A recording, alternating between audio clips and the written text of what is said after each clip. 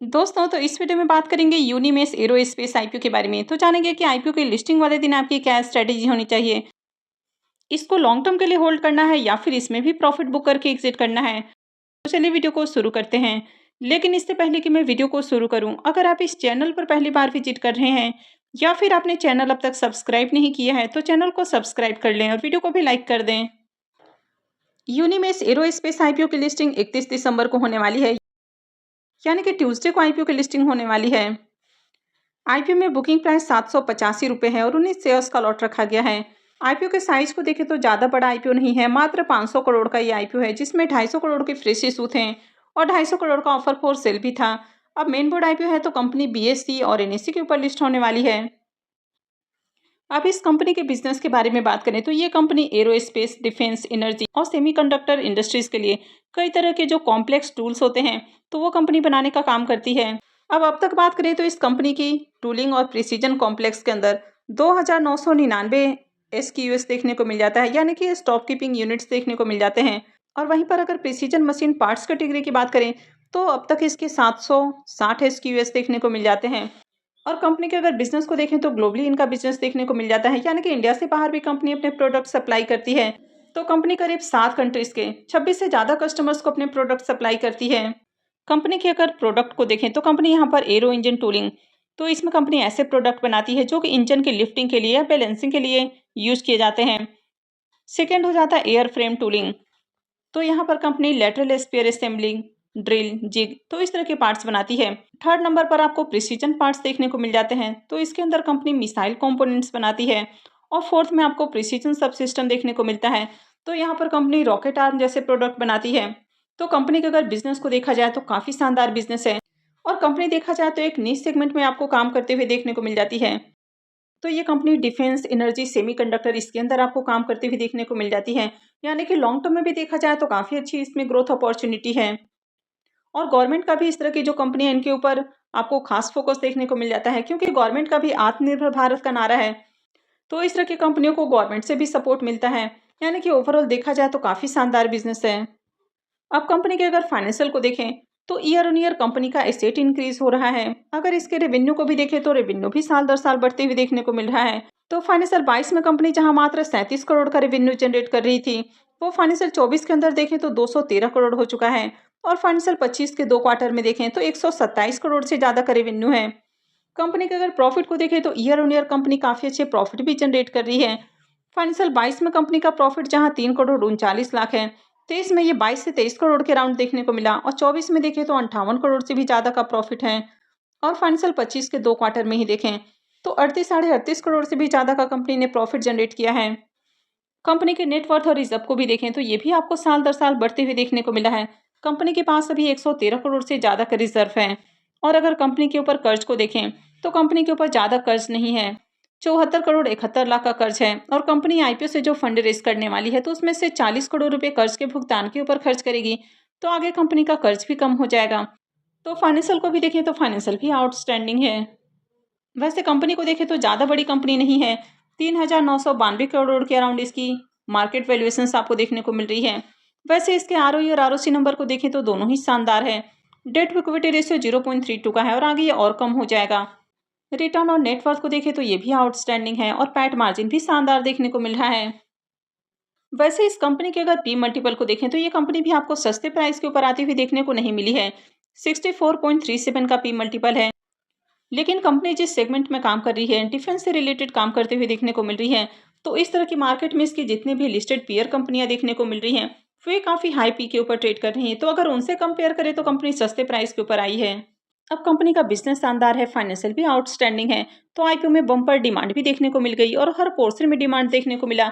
और क्यूआईबीएस ने इस आईपीओ में सबसे ज़्यादा एप्लीकेशंस लगा दिया, यानी कि क्यूआईबीएस की ओर से सबसे ज़्यादा सब्सक्राइब किया जाने वाला आईपीओ हो चुका है। एचएनआई सोरिटेरस की ओर से भी देखें तो इनकी ओर से भी अच्छी डिमांड देखने को मिली और आईपीओ आखिरी दिन 184.34 टाइम सब्सक्राइब हुआ, यानी कि हर पोर्शन में डिमांड देखने को मिली। और अब इसके प्रीमियम को भी देखें तो इसके प्रीमियम में भी लगातार उछाल देखने को मिल रहा है, तो इसका प्रीमियम अभी 715 रुपये के ऊपर ट्रेड कर रहा है। आईपीओ में बुकिंग प्राइस 785 रुपये है, तो ऐसे में आईपीओ की लिस्टिंग 1500 रुपये के अराउंड हो सकती है। आईपीओ में 19 शेयर्स का लॉट है और अभी इसका प्रीमियम 715 रुपये के ऊपर ट्रेड कर रहा है, तो आईपीओ से 13,585 रुपये एक लॉट से प्रॉफिट होने की उम्मीद है। प्रीमियम को देखें तो प्रीमियम 91% से भी ऊपर ट्रेड कर रहा है। तो प्रीमियम लगातार आपको जंप करते हुए देखने को मिल रहा। आईपीओ मंगलवार को लिस्ट होने वाला है और काफ़ी हाई प्राइस के ऊपर प्रीमियम देखने को मिल रहा है और ये जो सेगमेंट है काफ़ी डिमांडिंग सेक्टर है। तो उम्मीद है कि इस आईपीओ की लिस्टिंग आपको 100% से ऊपर देखने को मिल सकती है और अगर आगे मार्केट में तेजी रहती है तो आईपीओ की बम्पर लिस्टिंग देखने को मिलेगी। अब बात कर लेते हैं सबसे पहले लॉन्ग टर्म इन्वेस्टर्स के बारे में। अब जिस तरह की कंपनी है तो इस तरह की कंपनी आपको लॉन्ग टर्म में बढ़िया रिटर्न बनाकर दे सकती है। अब इस कंपनी का बिजनेस काफ़ी शानदार है तो हो सकता है कि लिस्टिंग के बाद कई दिनों तक स्टॉक आपको सर्किट में भी देखने को मिल जाए। अगर सर्किट में नहीं भी रहता है तो भी उम्मीद है कि आगे आपको लगातार इसमें तेजी देखने को मिल सकती है।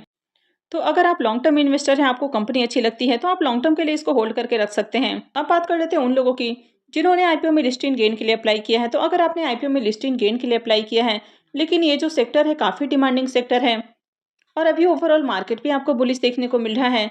अब यहाँ पर देखें तो आईपीओ भी बहुत ज़्यादा बड़ा नहीं है तो उम्मीद है कि यहाँ पर लिस्टिंग के बाद आपको लगातार जंप देखने को मिल सकता है। तो अगर आईपीओ की लिस्टिंग 1500 रुपये के अराउंड आपको देखने को मिलती है, यानी कि 1450 से लेकर 1550 के रेंज के अंदर अगर आईपीओ की लिस्टिंग देखने को मिलती है, यानी कि अगर बढ़िया लिस्टिंग देखने को मिलती है तो ऑलरेडी काफ़ी बढ़िया लिस्टिंग गेन मिल रहा है। तो आपको यहाँ पर लिस्टिंग गेन के ऊपर फोकस करना है लेकिन लिस्टिंग के साथ ही एग्जिट नहीं करना है। अब क्योंकि ये सेक्टर काफ़ी डिमांडिंग है और इस तरह की जितनी भी कंपनियां मार्केट में पहले लिस्ट हुई हैं उनमें लिस्टिंग के बाद काफ़ी अच्छा जंप देखने को मिला है। यानी कि हो सकता है कि स्टॉक के अंदर आपको लगातार तेजी देखने को मिले। तो जब तक स्टॉक में तेजी बनी रहती है तो आपको भी इसमें बने रहना है, लेकिन आपका फोकस लिस्टिंग गेन है तो आपको हमेशा एसएल लगा के रखना है। किसी दिन अगर प्राइस में गिरावट आती है तो आपका एसएल हिट हो जाएगा, आपको ज़्यादा नुकसान नहीं होगा, तो इसलिए आपको हमेशा एसएल लगा के रखना है। वैसे ज़्यादा उम्मीद है कि आईपीओ की लिस्टिंग के साथ यहाँ पर लगातार आपको कई दिनों तक तेजी देखने को मिल सकती है। हालांकि 100% किसी भी चीज़ का दावा नहीं किया जा सकता है, लेकिन जिस तरह से पास्ट में इस तरह की कंपनियां मार्केट में लिस्ट हुई हैं तो उन्होंने काफ़ी अच्छा लिस्टिंग के बाद परफॉर्म करके दिखाया है। तो यहाँ पर भी उम्मीद है कि लिस्टिंग के बाद भी आपको यहाँ पर तेजी देखने को मिलेगी। तो अगर आगे भी इसमें तेजी बनी रहती है तो आपको एक तो एसएल लगा के रखना है और जैसे-जैसे प्राइस ऊपर जाता है अपने एसएल को ट्रेल करते हुए जाना है, यानी कि अपना एसएल ऊपर करते जाना है। तो जब तक तेजी बनी रहती है तब तक आप भी इसमें बने रह सकते हैं। लेकिन मान लीजिए कि आईपीओ की लिस्टिंग बहुत अच्छे प्राइस के ऊपर देखने को मिली, लिस्टिंग के बाद ही आपको बड़ा फॉल देखने को मिलता है, यानी कि अगर लगातार इसमें फॉल देखने को मिल रहा है तो फिर आपको होल्ड नहीं करना है, तो फिर आप चाहें तो एग्जिट कर सकते हैं। वहीं मान लीजिए कि आईपीओ की लिस्टिंग किसी भी रीजन से आपको थोड़ी नीचे के प्राइस के ऊपर देखने को मिलती है, यानी कि 1400 साढ़े 1400 की रेंज के अंदर आपको अगर देखने को मिल जाती है तो लिस्टिंग के साथ ही यहाँ पर बाई किया जा सकता है। लेकिन लिस्टिंग के साथ ही कूद नहीं पड़ना है, पहले आपको देखना है कि किस तरह यहाँ पर डिमांड आ रही है। अगर लिस्टिंग के बाद यहाँ पर डिमांड आती है, बाइंग ऑर्डर लगते हुए देखने को मिलते हैं तो डेफिनेटली यहाँ पर बाई किया जा सकता है। हो सकता है कि यहाँ से आपको काफ़ी अच्छा मूव देखने को मिल जाए। अगर आईपीओ की लिस्टिंग थोड़ी नीचे प्राइस के ऊपर होती है तो फिर यहाँ से अच्छा जंप देखने को मिल सकता है। तो अगर आईपीओ की लिस्टिंग नीचे प्राइस के ऊपर होती है या 1500 रुपये के ऊपर भी होती है तो यहाँ से मुझे लगता है कि आपको एक जंप देखने को मिलेगा, तो बाई किया जा सकता है। लेकिन जब भी आईपीओ की लिस्टिंग आपको हाई प्राइस के ऊपर देखने को मिलती है, जैसे कि अगर इस कंपनी की भी बात करें, ऑलरेडी कंपनी एक्सपेंसिव वैल्यूएशंस के ऊपर आई है और लिस्टिंग के बाद काफ़ी एक्सपेंसिव हो जाएगी, लेकिन उसके बावजूद भी अब ये सेक्टर काफ़ी डिमांडिंग है तो इसके कारण मुझे लगता है कि बड़े इन्वेस्टर्स की ओर से यहाँ पर डिमांड आ सकती है। तो अगर उनकी ओर से बाइंग आती है तो ऐसे में शेयर्स के अंदर आपको अच्छा जंप देखने को मिल सकता है। तो कुछ दिनों तक कंटिन्यू इसमें आपको एक तेजी देखने को मिल सकती है। तो लिस्टिंग वाले दिन भी बाई किया जा सकता है, लेकिन अगर आप लिस्टिंग वाले दिन बाई कर रहे हैं तो आपको स्ट्रिक्टली अपना एसएल फॉलो करना है, यानी कि एसएल हिट होने के बाद आपको एग्जिट करना है। अगर आप ऐसा नहीं करते हैं तो फिर आपको बड़ा नुकसान भी हो सकता है। लेकिन अगर आपको कंपनी अच्छी लगती है, कंपनी का बिजनेस पसंद है तो फिर आप इसमें लॉन्ग टर्म के लिए जा सकते हैं। लेकिन काफ़ी छोटी कंपनी है, 3 से 4 हज़ार करोड़ की मार्केट कैप वाली कंपनी है। तो अगर मार्केट में आपको बड़ा फॉल देखने को मिलता है तो ऐसे में इस तरह की जो छोटी छोटी कंपनियां होती हैं तो इनके शेयर्स के अंदर भी आपको बड़ा फॉल देखने को मिल सकता है। तो कहीं भी अगर इन्वेस्टमेंट कर रहे हैं तो ये पूरी तरह से आपका अपना डिसीजन होना चाहिए। यहाँ पर किसी भी तरह का बाई रिकमेंडेशन नहीं है।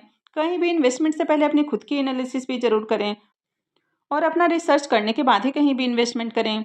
तो आई होप कि आपको वीडियो अच्छी लगी होगी। तो अगर आपने इस वीडियो को अब तक लाइक नहीं किया है तो वीडियो को लाइक कर दें, चैनल को भी सब्सक्राइब करके रखें और वीडियो को अंत तक देखने के लिए आप सबको बहुत बहुत धन्यवाद।